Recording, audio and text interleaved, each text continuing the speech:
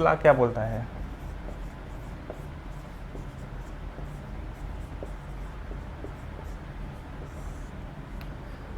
अब ये हुक्स बोलता है, हुक्स लॉ जो होता है ये स्ट्रेस और स्ट्रेन दोनों डायरेक्टली प्रोपोर्शनल होते हैं, ऐसा उन्होंने बताया था। Stress is directly proportional to strain. अगर स्ट्रेस और यहाँ पे दोनों का जब ये प्रोपोर्शनल हटता है तो कांस्टेंट वैल्यू होती है, और ये है स्ट्रेन। कुछ ऐसा रिलेशन है यहाँ पे। अब ये कांस्टेंट वैल्यू क्या होगी? ये कांस्टेंट वैल्यू चेंज होती रहेगी। ये डिपेंड करेगा कि हमारा कैसा हो रहा है, मतलब 1D मोशन में हो रहा है, 2D हो रहा है, 3D। यहाँ पे 1D 2D 3D का मतलब मैं समझाता हूँ। यहाँ पे अगर कोई रॉड लेते हैं, रॉड, तो ये एक तरह का देखा जाए तो लीनियर हो रहा है यहाँ पे, क्योंकि ये लेंथ इसकी ज़्यादा है और ये थिकनेस बहुत कम है। लेंथ के मुकाबले इसका ये एरिया बहुत कम है, इसलिए हम इसको लीनियर समझेंगे।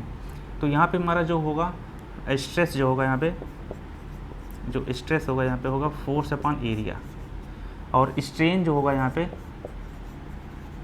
अगर इसकी इनिशियल लेंथ L है और फाइनल लेंथ चेंज हो रही है L plus delta L force लगाने के बाद, तो स्ट्रेन होगा यहाँ पे डेल्टा L अपॉन L। तो देखो यहाँ पे लेंथ में चेंज हो रहा है ना, स्ट्रेन क्या बता रहा है, यहाँ पे लेंथ में चेंज हो रहा है, और ये लेंथ है यानी कि ये 1D है।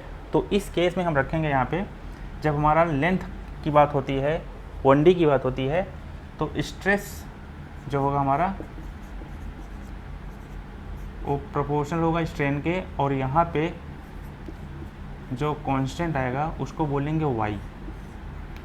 उसको क्या बोलेंगे? y। कब? जब ये लीनियर होगा तो। इसको बोलते हैं Young's modulus. Young's modulus. Modulus का मतलब यहाँ पे मॉडुलस ऑफ रिजिडिटी होता है, रिजिडिटी, मॉडुलस ऑफ रिजिडिटी।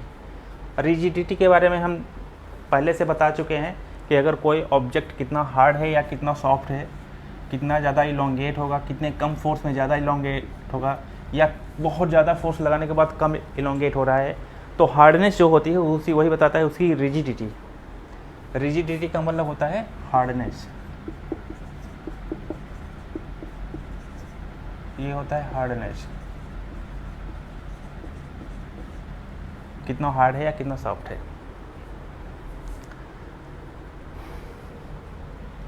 तो अगर हम यहाँ पे लिखेंगे, इसको लगाएंगे यहाँ पे, हुक्स लॉ को लगाएंगे, तो यहाँ पे ये होगा हमारा स्ट्रेस। स्ट्रेस क्या होगा यहाँ पे? Force upon area is equal to Young's modulus delta L upon L। ये फार्मूला बन के आता है ऐसे लीनियर केस में।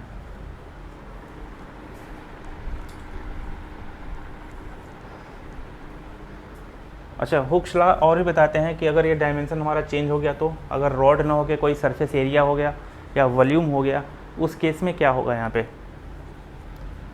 तो उस केस में हम देखेंगे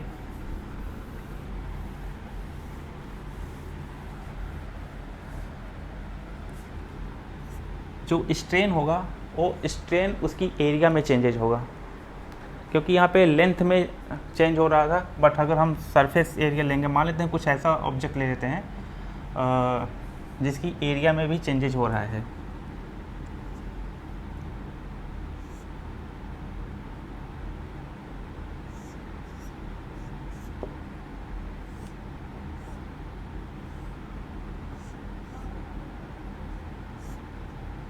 कुछ ऐसा हो रहा है। अगर हम यहाँ पे फोर्स लगा रहे हैं, इस ऑब्जेक्ट यहाँ पे इस एरिया पे फोर्स लगा रहे हैं, फोर्स अपॉन एरिया होगा, ये हमारा स्ट्रेस हो जाएगा। तो इसकी जो ओवरऑल एरिया ही चेंज होगा, क्योंकि अब ये ऑब्जेक्ट और आगे जाएगा, तो यहाँ पे कुछ ऐसे हो जाएगा, ये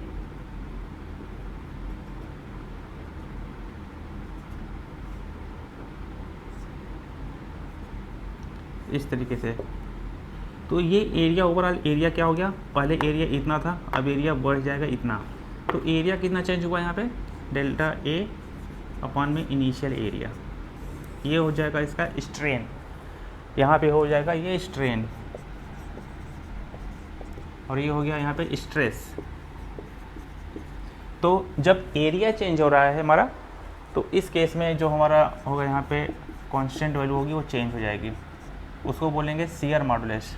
शियर मॉडुलस को बोलते हैं कैपिटल जी, और ये हो जाएगा स्ट्रेन, यानी कि एरियल स्ट्रेन या सरफेस एरिया का स्ट्रेन हो जाएगा, ए फोर्स अपॉन एरिया, और यहाँ पे हो जाएगा जी।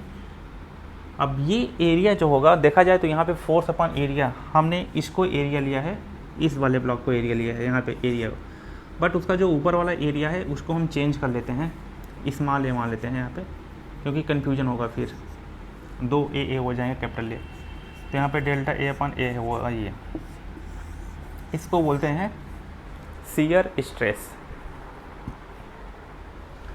और ये बन जाएगा हमारा शियर मॉडुलस। Shear modulus